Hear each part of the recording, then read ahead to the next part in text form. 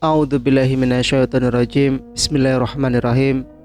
Assalamualaikum warahmatullahi wabarakatuh. Jumpa kembali di channel Sampul Hitam yang tentunya akan berbagi cerita.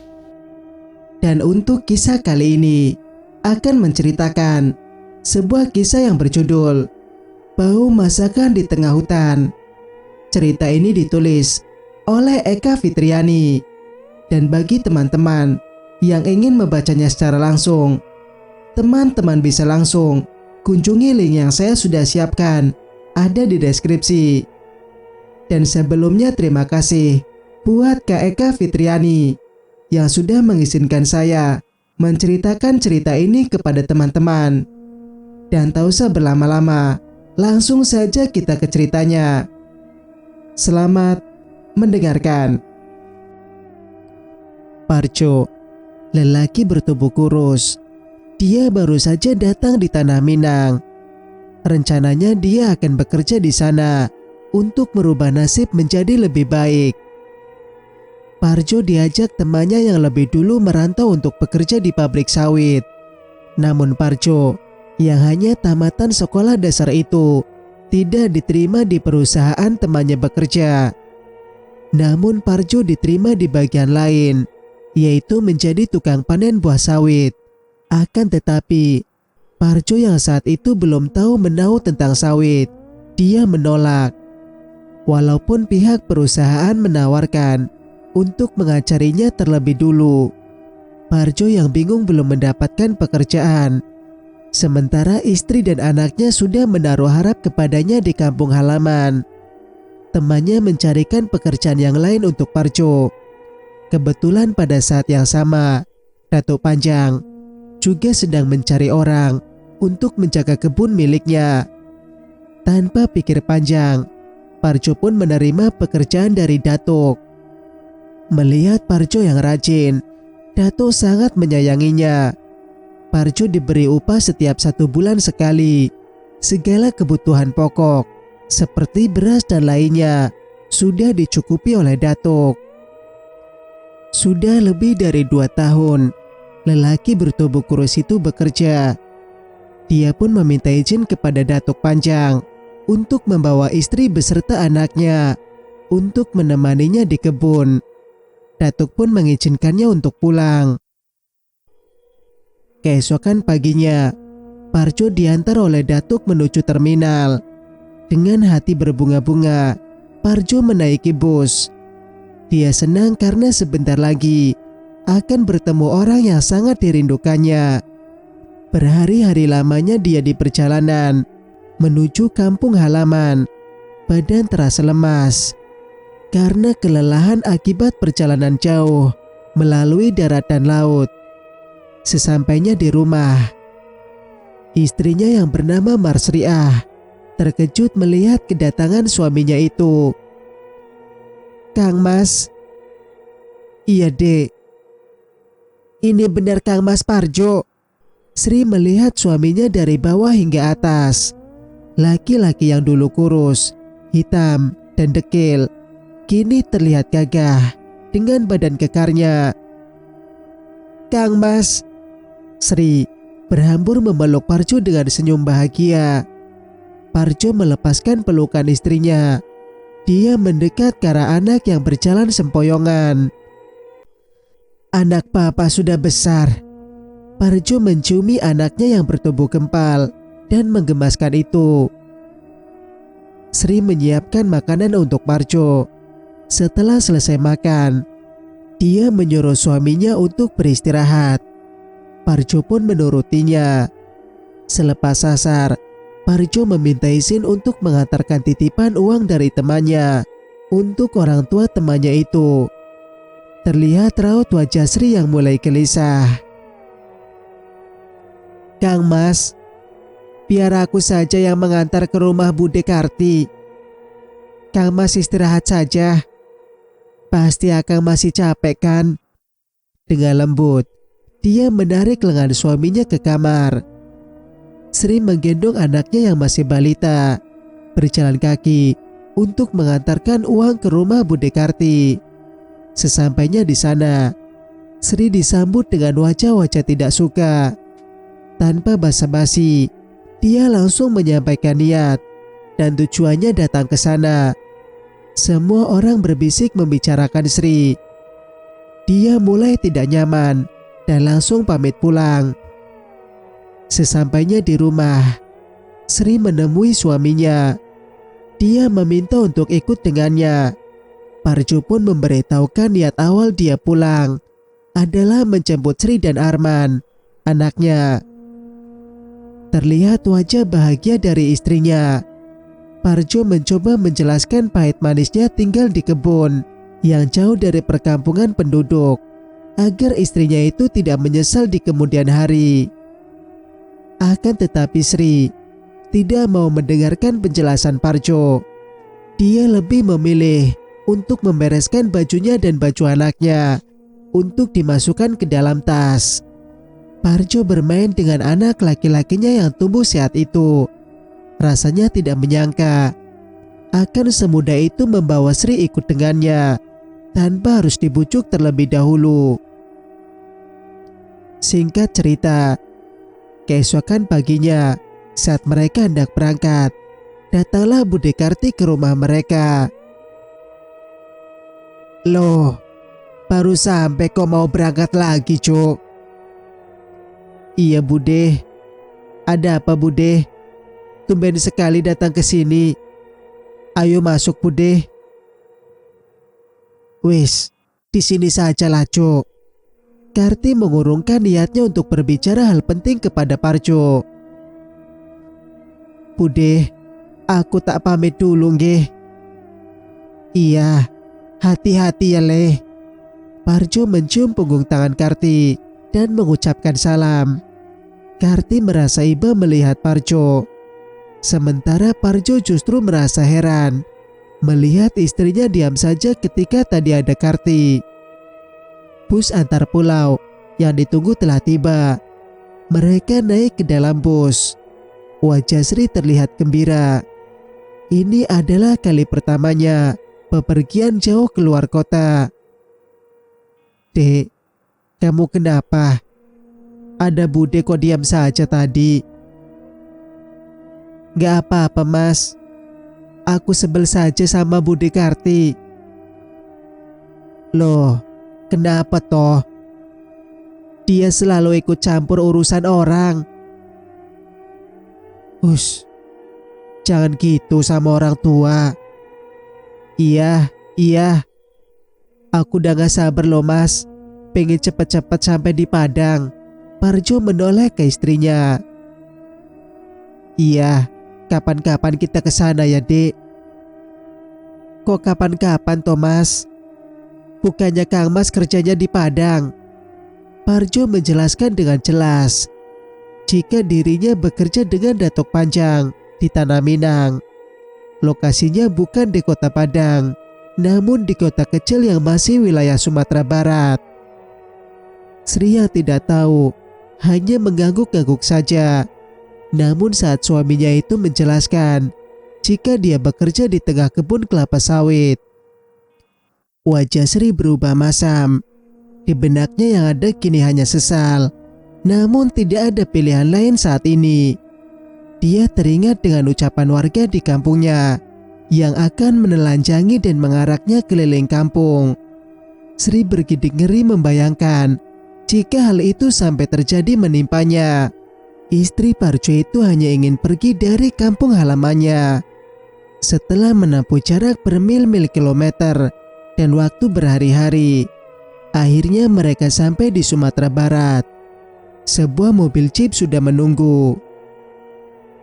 "Dak, aku diperintah Datuk untuk menjemput Uda. Datuk Panjang dan keluarganya sedang pergi ada keperluan," ucap laki-laki itu. Mereka pun memasukkan semua barang ke dalam mobil itu. Sri melihat senang pemandangan kota kecil yang padat itu. Sementara setelah setengah perjalanan, wajahnya terlihat muram. Mobil jeep yang mereka kendarai memasuki pekarangan pondok di tengah ladang sawit itu. Setelah semua barang diturunkan, orang suruhan Datuk Panjang, berpamitan untuk pulang. Sri membanting tas yang berada di tangannya. Bunyi pantulannya cukup keras, hingga membangunkan putranya yang tertidur di lantai kayu. "Kenapa tuh, Dek? Kasihan Arman loh, jadi bangun." Parjo menggendong anaknya yang menangis. "Aku nyesel ikut sampean ke sini, Mas. Aku kirain kerjamu itu di kota. Gak taunya di hutan kayak gini." Dengan menghentak-hentakan kakinya. "Loh, Dek, aku kan sudah mau jelaskan. Tapi kamunya gak mau dengar. Sekarang malah nyesel gitu. Piye toh?" Sri terdiam pasrah dengan kesalahannya. Hari-hari Parjo sangat berwarna. Dia semakin giat bekerja. Kehadiran anaknya menjadi penyemangat, sekaligus penghibur baginya. Selama tinggal di kebun, tidak ada kata yang keluar dari mulut Sri selain mengeluh. Padahal semua sudah Parjo lengkapi guna menyenangkan hati istrinya tercinta. Namun tetap saja tidak ada rasa syukur dari wanita yang dinikahinya itu. Singkat cerita, hari berlalu bulan berganti tahun. Arman sudah tumbuh dewasa. Di usianya yang mulai menginjak 7 tahun, Parjo memasukkannya ke bangku sekolah dasar. Tidak jauh dari tempatnya tinggal, ada sekolah yang diperuntukkan untuk anak pekerja di pabrik itu. Namun warga yang tinggal di kebun sekitar pabrik juga boleh bersekolah di sana. Parjo setiap pagi sebelum bekerja, terlebih dulu mengantar putranya itu menggunakan motor tuanya pemberian dari Datuk Panjang. Hingga suatu keributan besar terjadi. Selama bertahun-tahun, Parjo memendam amarah, membiarkan mulut istrinya berbicara sesuka hati. Dia mencoba bersabar dengan keluh kesah sang istri. Parjo yang kala itu baru datang dari mengantar Arman.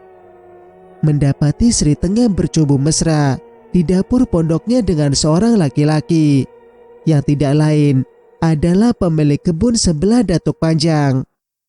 Parjo membabi buta, mengambil parang, lalu diancungkan ke Pak Abdul. Untung saja warga lebih dulu datang dan melerai perkelahian di antara mereka. Pak Abdul adalah warga pendatang. Dia salah satu orang yang ikut program pemerintah pada masa itu.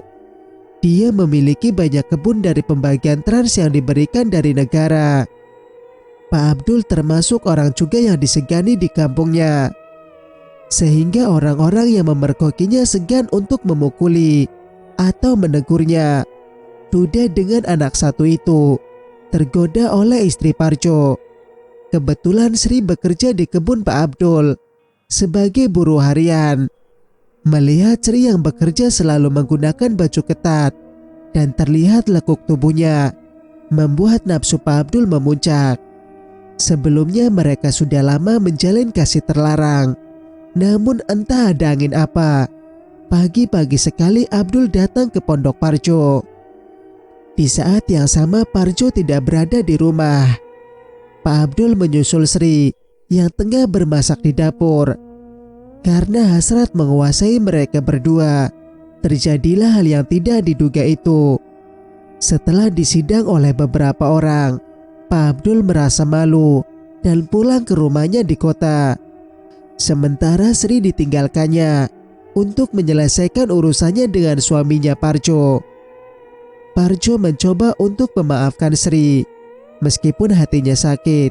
Semenjak kejadian itu, keduanya sering terlibat pertengkaran. Arman yang tidak tahu menahu soal apapun, dia hanya diam jika orang tuanya sedang berkelahi. Singkat cerita, langit ditutupi awan hitam. Hujan turun rintik-rintik. Sri belum juga pulang dari tempatnya bekerja. Hati Parjo gelisah tidak tenang. Akhirnya dia memutuskan untuk mencari istrinya itu. "Nak, Bapak mau menjemput ibumu. Kamu di rumah saja, jangan kemana-mana ya. Iya Pak, jawab Arman. Parjo berjalan dengan membawa payung di tangan, selangkah demi selangkah, menyusuri jalan yang panjang di tepian kebun sawit. Tujuannya kini pergi ke tempat Sri bekerja. Sesampainya di sana, Parjo tidak melihat siapa-siapa di tempat itu. Parjo pun melanjutkan langkahnya menuju pondok kecil, tempat pekerja beristirahat. Lelaki itu terdiam. Payung di tangannya terjatuh ke tanah. Dua orang yang tengah asik memandu kasih di tengah rintikan hujan ikut menghentikan gerakannya. Mata Parjo memerah. Sri dan Pak Abdul bergegas mengenakan kembali pakaian mereka yang tercacar di lantai pondok. Kang Mas, aku talak kamu. Aku talak kamu. Aku talak kamu. Sri terdiam mendengar ucapan Parjo. Hati bergetar.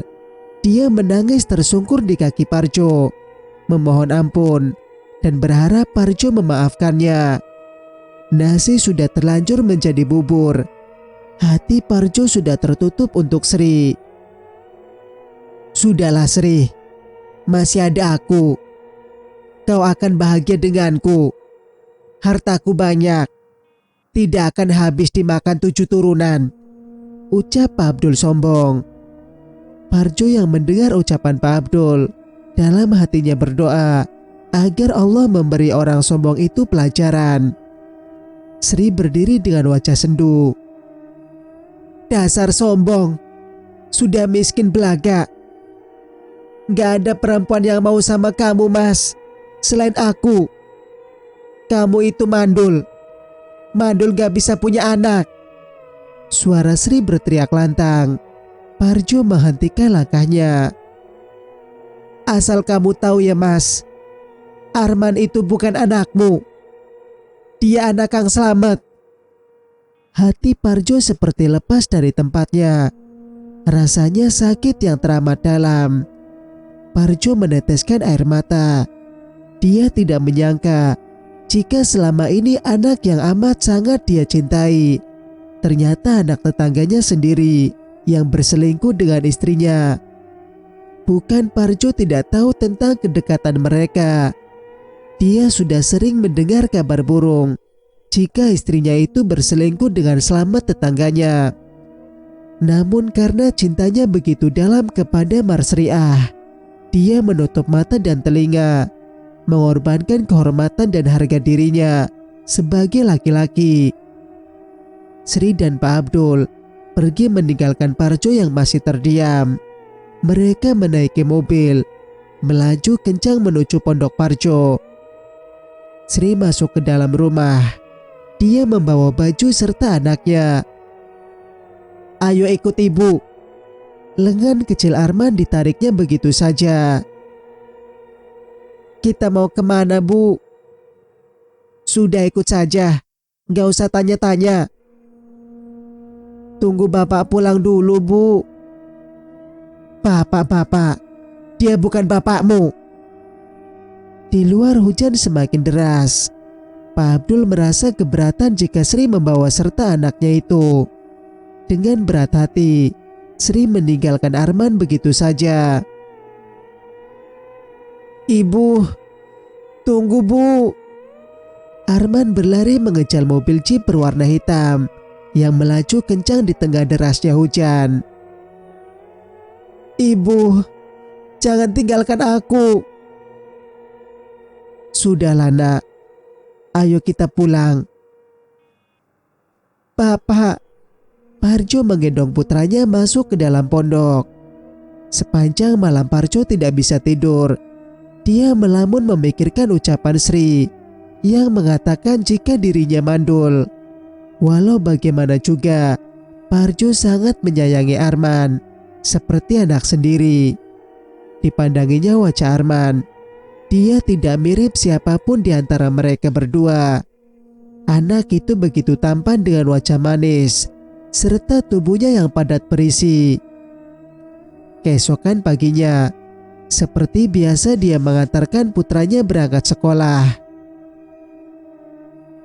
"Nak, kamu harus rajin sekolahnya, supaya kalau sudah besar bisa seperti Pak Datuk. Punya kebun banyak, orangnya pintar."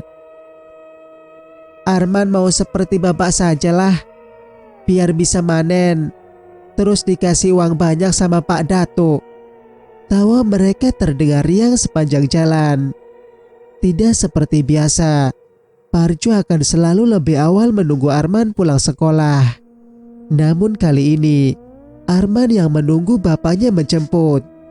Sudah setengah jam Arman menunggu, namun Parjo tidak kunjung datang. Tetangga Parjo, yang kebetulan juga menjemput anaknya, yang satu sekolah dengan Arman, dia menawarkan diri mengantar putra Parjo untuk pulang. Arman pun menerima bantuan tetangganya itu. Sesampainya di rumah, terlihat pintu pondok yang tertutup rapat. Arman mengetuk berkali-kali, namun tidak ada jawaban dari dalam. Tetangganya itu tidak tega meninggalkan Arman. Mereka pikir Parjo sedang memanen buah sawit. Rencananya Arman akan dibawa ke rumah tetangganya sampai menunggu Parjo pulang. Pintu ternyata tidak dikunci. Arman dan tetangganya itu masuk ke dalam rumah. Tidak berselang lama, mereka bersamaan berteriak kencang, "Bapak!" "Parjo!"